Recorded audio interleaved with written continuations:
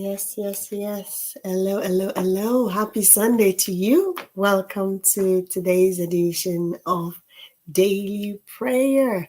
And it's just been amazing time that we've been spending together so far. And, these past 6 days, we've been going in a series, and that is the 10 things. I wouldn't say necessarily the top 10 things, but highlighting 10 things that I love about God. If you want to know the background of that, how that came about, you can check the first episode on this. That is the number one of it. And we've touched on 5 already, and we're looking into the 6th one today. One of the things, oh God, that I love about God is that God is not a man that he should lie. He can make true what he said. And the names of God, it's so numerous, and it's not, you cannot peg him in one particular name, that this is the God of, fertility, this is the God of harvest. No, our God is whoever, whatever he needs to be at any particular point in time. The Bible says the present help in times of trouble. He called himself I am, and a lot of people gives him his name from experiences, right? I think I mentioned one yesterday, Jehovah Overdue, right? You can give God as you experience him. Give him. We're gonna mention one of them today. God is lavish. He's lavish in his mercy, in the way he treats us, in the way he prepared even our coming. Prepare the world for us, prepare us in our mother's womb. And the way in creation, we can see how lavish he is and how abundant this our God is. The way God fights for his children, that's the number 4 thing that I love about God. The way he fights for his children, that nobody will be able to touch his children without incurring his wrath. And of course, we know we have to engage him, we have to cry to him, we have to call on him, and definitely will come to our rescue. And God does not discriminate. That's the one that we covered yesterday. God does not discriminate. He's not a respecter of persons. Rich, poor, old, young, babies, adults, color of the skin, no matter what you are, Greek, Jew, God does not discriminate. He loves whoever calls on him, whoever loves him, he loves them, right? And let's look at it, John 3:16, for God so loved the world, right, that he gave us his only begotten son. He says, whosoever, right, believes in that his only begotten son, that will not perish but have everlasting life, right? So God does not discriminate. Whoever calls on him, he's ready to answer. So number 6 today is the fact that God is omnipresent. What does omnipresent mean? That is, he's present everywhere all the time. That is all, he's the all-seeing eye. He can do, he can see everything, every time, anytime. He's with me now, he's with you wherever you are as you're watching right now. He's with everyone, right? That is his omnipresence. If you want to fathom it, it's not just your head will just be spinning, that how could God be with me now? Somebody have asked, before, like if I'm praying to God right now, and is he hearing me? How is he hearing the other person beside me or somebody else in the other continent, right?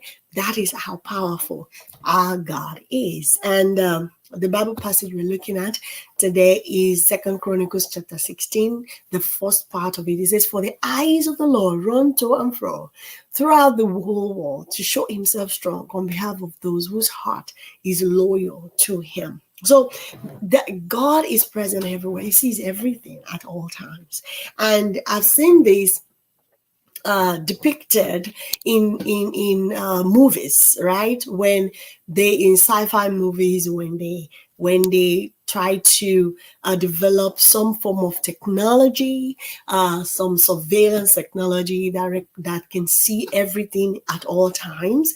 And 2 of those movies, I love something like that, right? That tells you, that kind of brings to life some of those characteristics of God, right? One of them is the heart of stone. Is a recent one, is this year, 2023. And the other one is an older, much older one, the eagle eye.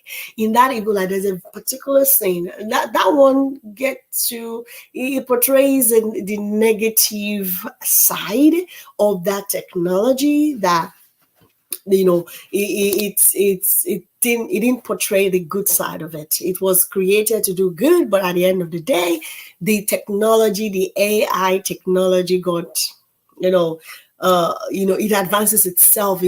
That's one thing with AI. It continues to learn. And for that AI, one way or another, it learns that it can take control back to itself, and it wants to do some form of evil in the world. So cases where it uses all the cameras, it uses hearing devices, the phone of the other person, the loudspeaker of this, the TV, uses everything just to communicate with this guy, and it's just so interesting that the lead actor there was asking, how can you see me? How did you know where I am? It just says, I can see you anywhere, anytime. Though that was kind of negative, but I could see in there, how powerful our God is, with that trait to be able to see everything and at any time, at every time, right?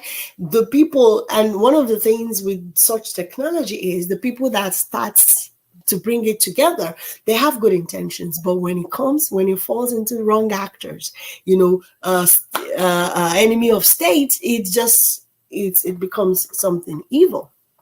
But our God can never be corrupted, right? But now, this is the God that we now have, that the Bible says lives within us. It says, greater is he that is in you than he that is in the world. So we carry within us the all-seeing eye. We carry within us he who sees everything, he who is everywhere. Then why then do we find ourselves confused? Why then do we find ourselves at a junction where we need to make decisions and we're confused, we don't know what to do? And one thing, when I was asking such question, one of the things that that comes to mind is we refuse to ask for direction. Another movie that portrays the all-seeing eye technology is The Eagle Eye, the one that it's on Netflix now. It's a new movie, 2023. The Eagle Eye. The Heart of Stone, rather. The Heart of Stone. One thing, I saw the answer to my initial question, that if we carry the all-seeing God, all omnipresent God, that knows the future from the beginning, that knows everything, that knows the result of every action I take, right? Why then do I still feel confused? Why then do I still don't know what steps to take, right? We have this God that is everywhere, anywhere, that knows what's going to happen in the future if I take this route. And then we don't get to, leverage that power. That Out of Stone movie gave me some form of answer to that.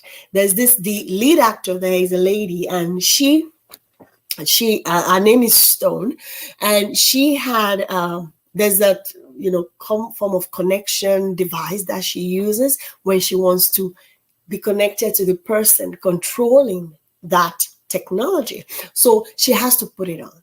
And whenever she possibly felt like she wants to go rogue and just do whatever she wants, she doesn't want to be directed or led, she takes out the technology. So for her to be led, she had to, for her to be led by the all-seeing eye technology, she had to get connected.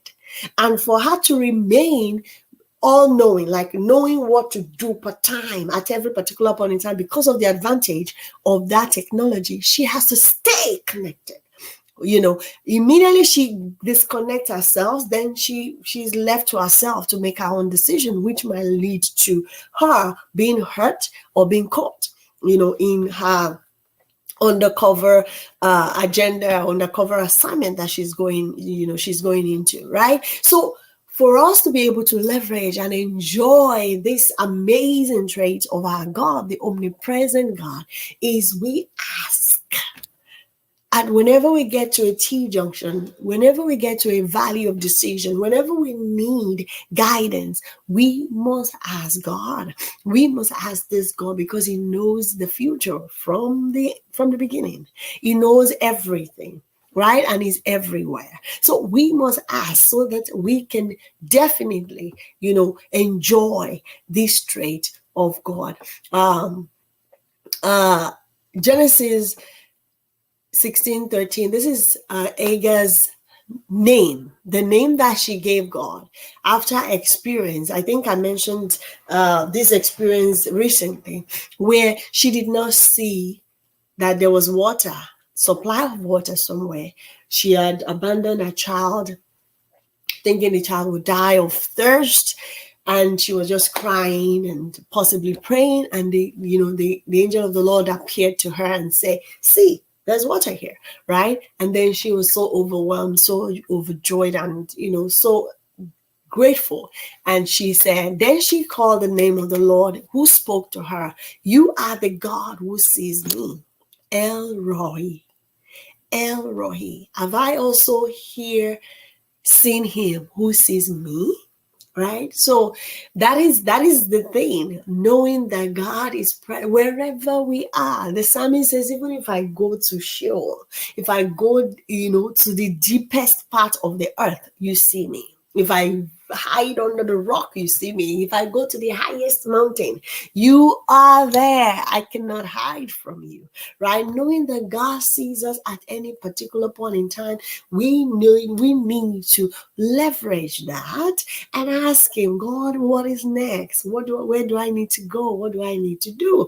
And of course, the other part of that is we know that we need to live right with Him. It says, the eyes of the Lord runs to and fro in the whole world to show Himself strong on behalf of those whose heart is loyal to Him.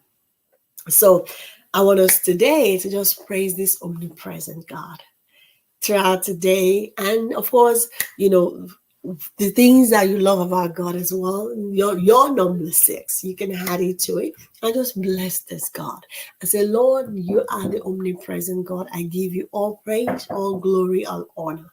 God, you're a good God. Thank you so much for joining me today. I'll see you back here tomorrow by the grace of God. God bless you. Thank you, Lord.